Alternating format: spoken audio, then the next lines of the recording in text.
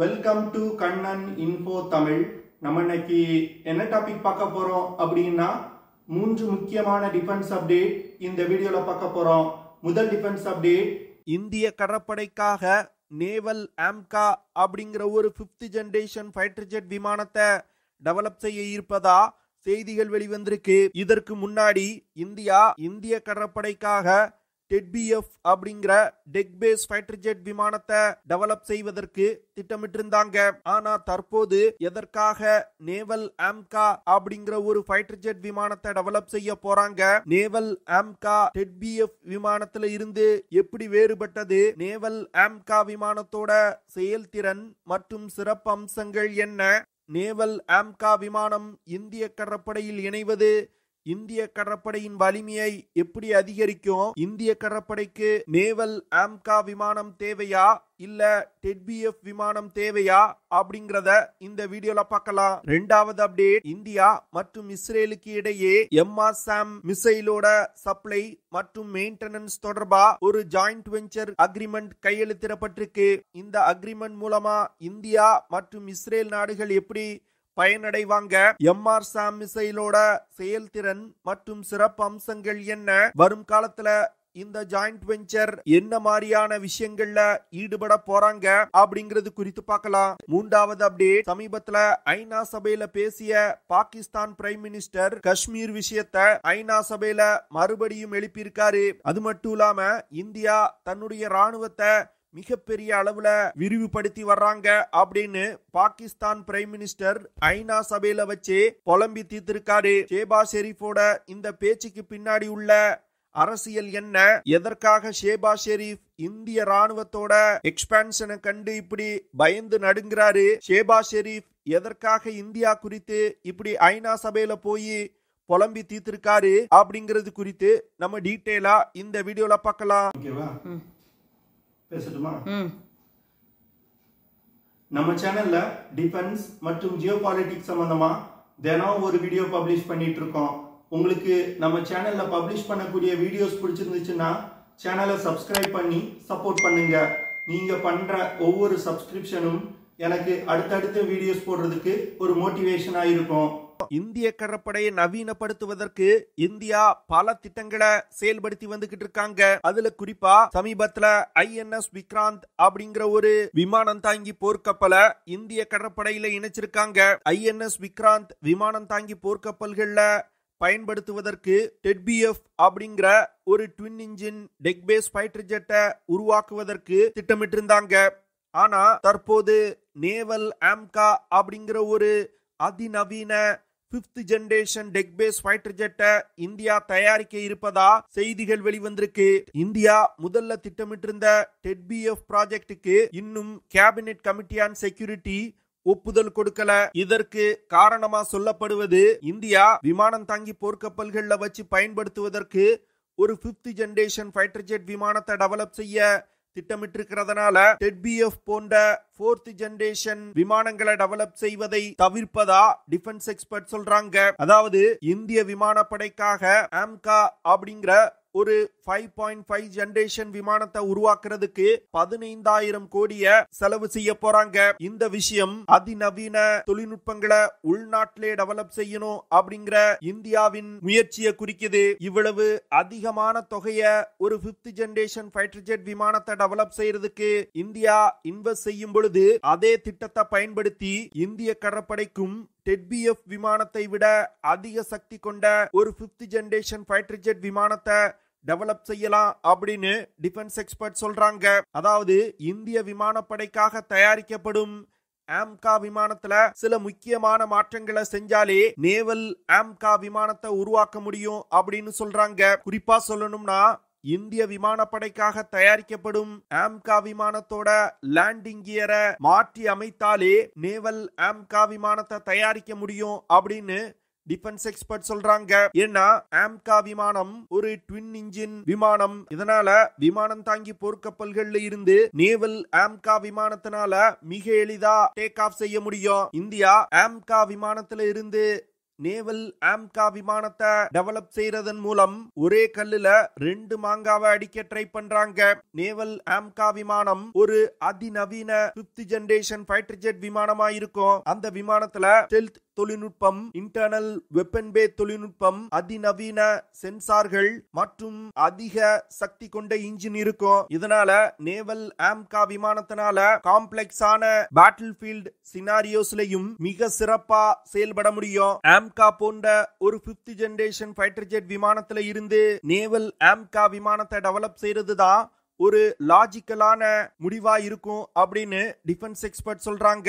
ஏன்னா டெட்பிஎஃப் விமான ப்ராஜெக்ட இந்திய கடற்படைக்காக தனியா செஞ்சாங்கன்னா அதற்காக பட்ஜெட் ஒதுக்கி தனியாக செலவு செய்யணும். அதற்கு பதில் AMCA 5th generation fighter jet விமானத்துல டெக் பேஸ் ஃபைட்டர் ஜெட் விமானங்களுக்கு தேவையான சில முக்கியமான மாற்றங்களை செஞ்சு ஒரு டெக் பேஸ் ஃபைட்டர் ஜெட்டா உருவாக்குனா மிகப்பெரிய அளவுல செலவினங்களை குறைக்க முடியும். இதன் காரணமாக தான் டெட்பிஎஃப் ப்ராஜெக்ட கைவிட்டுட்டு நேவல் ஆம்கா விமானத்தை டெவலப் செய்யறதுதான் இந்திய கடற்படைக்கு லாங் டேர்மா பலன் அளிக்கக்கூடிய விஷயமா இருக்கும். இல்லனா டெட்பிஎஃப் போன்ற ஒரு 4ஆம் தலைமுறை போர் விமானத்தை டெவலப் செய்து படையில் இணைத்த பிறகு 5ஆம் தலைமுறை போர் விமானத்திற்கு மாற வேண்டிய சூழ்நிலை ஏற்படும். அதற்கு பதில் ஆம்கா விமானத்தை நேவல் ஆம்கா விமானமா மாற்றணும்னா முதல்ல ஒரு 5ஆம் தலைமுறை போர் விமானத்தை இந்திய கடற்படையில இணைக்க முடியும். 2028 வருடம் ஆம்கா விமானத்தோட புரோட்டோடைப் டெவலப்மெண்ட் முடிக்கப்பட்டு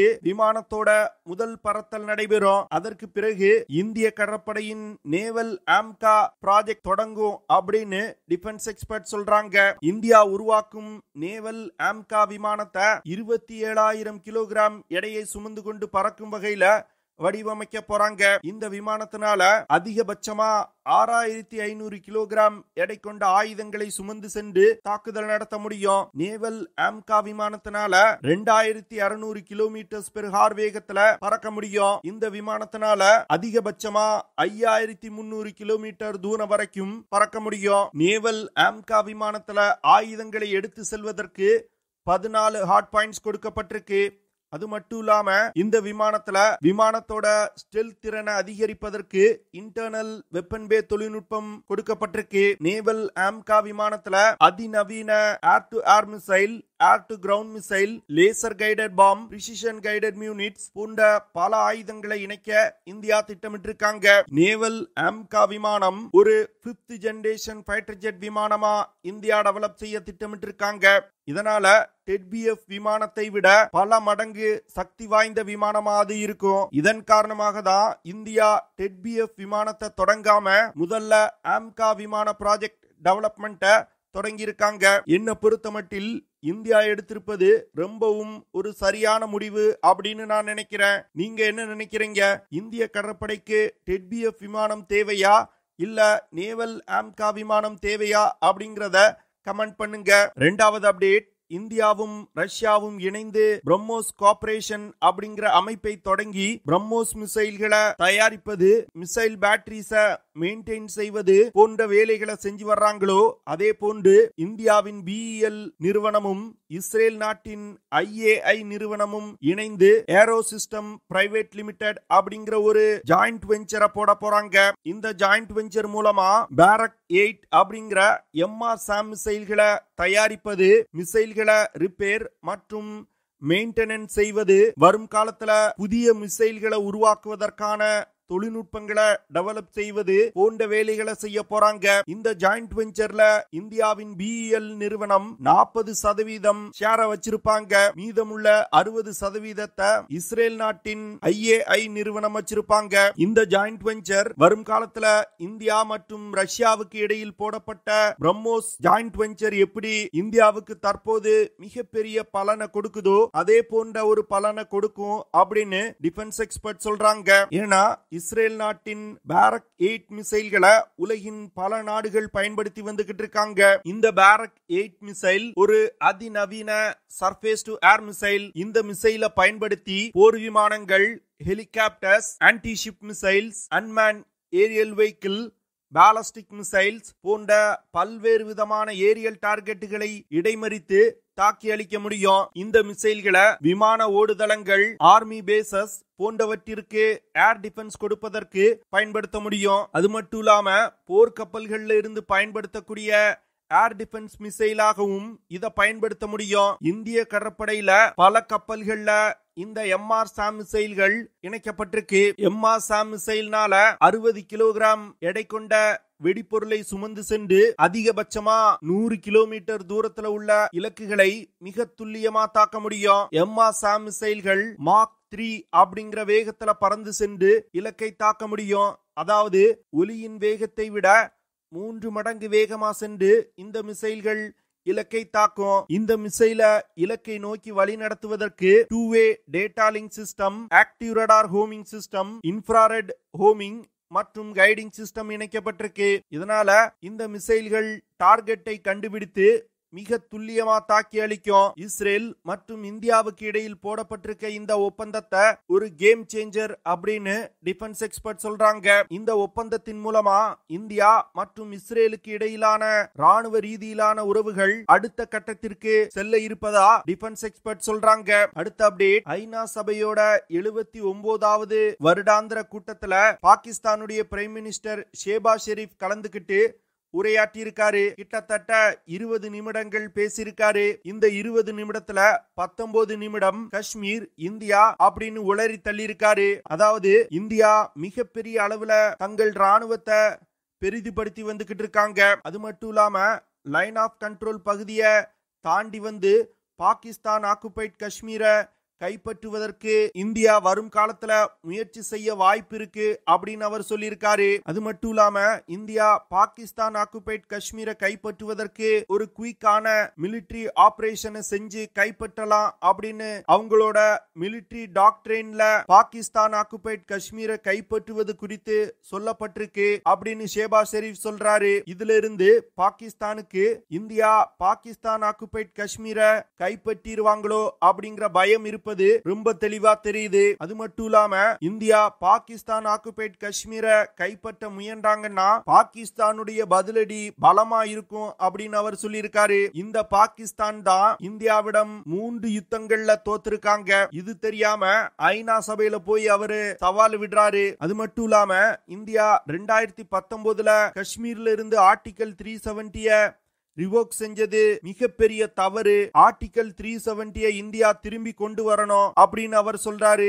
அது மட்டும் இல்லாம காஷ்மீர் விஷயத்தை இரு நாடுகளும் பேசி தீர்த்து கொள்வதற்கு முயலணும்னா இந்தியா ஆர்டிகல் 370 திரும்பி கொண்டு வரணும் அப்படின்னு அவர் சொல்றாரு. இந்தியால இருக்கக்கூடிய அரசாங்கம் தற்போது காஷ்மீர் விஷயத்தை பேசி தீர்ப்பதற்கு எந்த அக்கறையும் செலுத்த மாட்டுக்கிறாங்க அப்படின்னு அவர் குற்றம் சுமத்துறாரு. அது மட்டும் இல்லாம ஐநா சபையோட செக்யூரிட்டி கவுன்சிலோட ரெசல்யூஷனின் படி காஷ்மீர் விஷயத்தை தீர்க்கணும் அப்படின்னு ஷேபாஸ் ஷெரீப் சொல்றாரு. ஷேபாஸ் ஷெரீஃபோட இந்த பேச்சுக்கு இந்தியா ஒரு சரியான பதிலடியை கொடுத்திருக்காங்க. அதாவது உலகத்துல நடக்கக்கூடிய பல தீவிரவாத தாக்குதல்கள்ல பாகிஸ்தானின் தொடர்பு இருக்கு. அது மட்டும் இல்லாம ஒசாமா பின் லேடனுக்கு புகலிடம் கொடுத்த நாடு அப்படின்னு பாகிஸ்தான கடுமையா இந்தியன் டிப்ளமேட் தாக்கி பேசியிருக்காங்க. ஐநா சபையோட செக்யூரிட்டி கவுன்சில் ரெசல்யூஷனின் படி காஷ்மீர் விஷயத்தை தீர்க்கணும் அப்படின்னு பாகிஸ்தான் சொல்றாங்க. ஆனா அந்த ஐநா சபையோட ரெசல்யூஷனோட முதல் கண்டிஷனே பாகிஸ்தான் ஆக்குபைட் காஷ்மீர்ல இருந்து வெளியேறணும். அந்த விஷயத்தை பாகிஸ்தான் செய்யாத வரைக்கும் இந்தியா எப்படி ஐநா சபையோட செக்யூரிட்டி கவுன்சில் ரெசல்யூஷனை இம்ப்ளிமெண்ட் செய்ய முடியும்? என்ன பொறுத்த மட்டில் ஷேபாஸ் ஷெரீஃபோட பேச்சு எப்படி இருக்குன்னா காஷ்மீர் விஷயத்தை எல்லாரும் மறந்துட்டாங்க. அதை திருப்பி நினைவுக்கு கொண்டு வருவதற்கு இது போன்ற ஒரு ஸ்பீச்சை கொடுத்திருக்காரு. ஏன்னா காஷ்மீர் விஷயத்துல தற்போது பாகிஸ்தான் தனித்து விடப்பட்டிருக்கு. பாகிஸ்தானுடைய உற்ற நண்பனான துருக்கி கூட காஷ்மீர் விஷயம் குறித்து பேசல. ஷேபாஸ் ஷெரீஃபோட இந்த பேச்சு குறித்து நீங்க என்ன நினைக்கிறீங்க அப்படிங்கறத கமெண்ட் பண்ணுங்க. ஓகே ஃப்ரெண்ட்ஸ், நம்ம வீடியோவோட நிறைவு பகுதிக்கு வந்துட்டோம். இதெல்லாம் தான் நான் உங்ககிட்ட ஷேர் பண்ணணும் அப்படின்னு நினைச்ச விஷயங்கள். ஐ ஹோப் நான் ஷேர் பண்ண விஷயங்கள் உங்களுக்கு பிடிச்சிருக்கும்னு நினைக்கிறேன். அப்படி பிடிச்சிருந்துச்சுன்னா ஷேர் பண்ணுங்க, லைக் பண்ணுங்க, கமெண்ட் பண்ணுங்க. மறக்காம நம்ம சேனலுக்கு சப்ஸ்கிரைப் பண்ணுங்க. See you in the next video. Jai Hind.